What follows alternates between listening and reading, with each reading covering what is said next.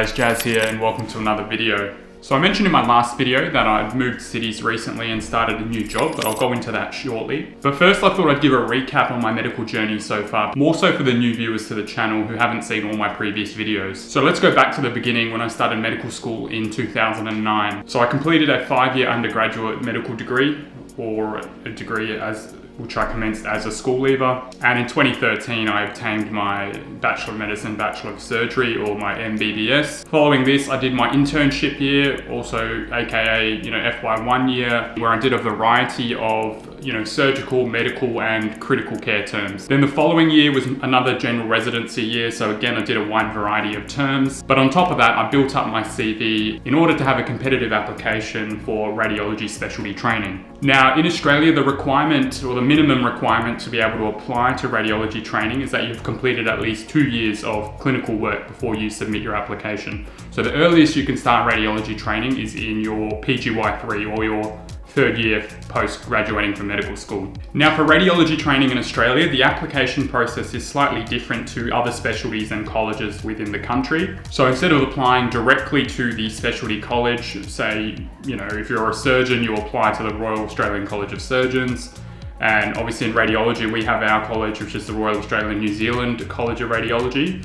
But instead of applying directly to them, you look for positions that have been advertised by training facilities or training sites, which are just hospitals that have been accredited by the Radiology College to have registrars and provide training. And once you find one of those positions that has been advertised, you apply directly to the hospital. So instead of applying directly to the training college, you apply to the hospital department.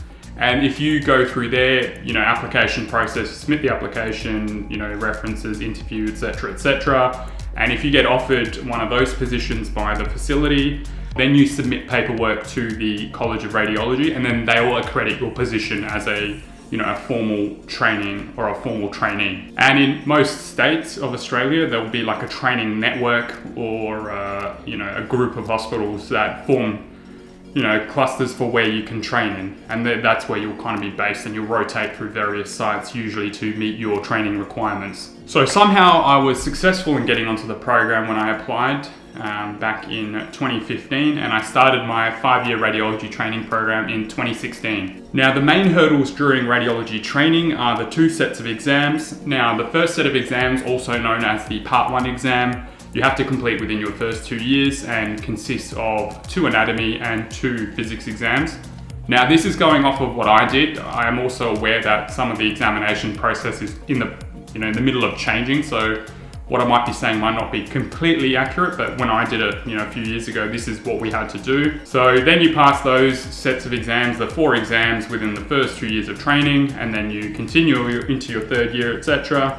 And then the second set of exams, which are the real big ones, are your Part 2 exams or your fellowship/exit exams. And those you're eligible to sit in your 4th year of training. Now, this exam consists of 3 written exams, and then you've got 7 vivas. And each viva is kind of broken up into a subspecialty of radiology to, make sure that you're competent in kind of all fields of radiology. And then you manage to pass those, and I'm very glad that I never have to do those again. Then finally, after completing a bunch of other training requirements and finishing your 5 years of training, you finally become a fellow of the Royal Australian New Zealand College of Radiologists.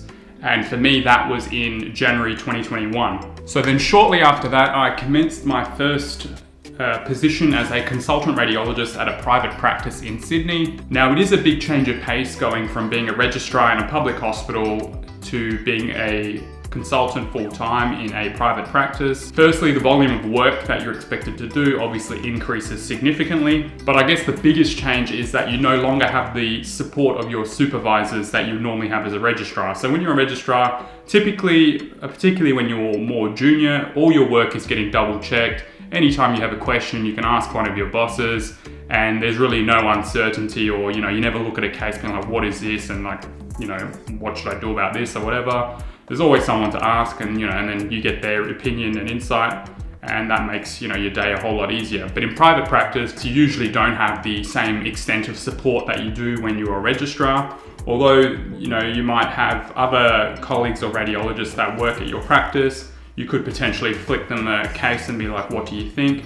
But usually there's a lot of time pressure just purely based on the volume of work that you're doing. So it does become hard. You can't just sit around and just be like, oh, what's this? Oh, I'll ask this person or whatever for every single case, because that will just take up so much time. So a lot of the time you've got to make your own decision of what your opinion is, and kind of just, generally be set on that and confident in what, and kind of trust your training in a way, I suppose. Now, although this was a pretty big change for me, not having that same, the support that I had when I was a registrar, I think the biggest thing I learned during the year last year were essentially you learn what your deficiencies are as a radiologist. So, obviously depending on where you train as a registrar, the volume and, the split of the subspecialties or whatever you're reporting is quite variable.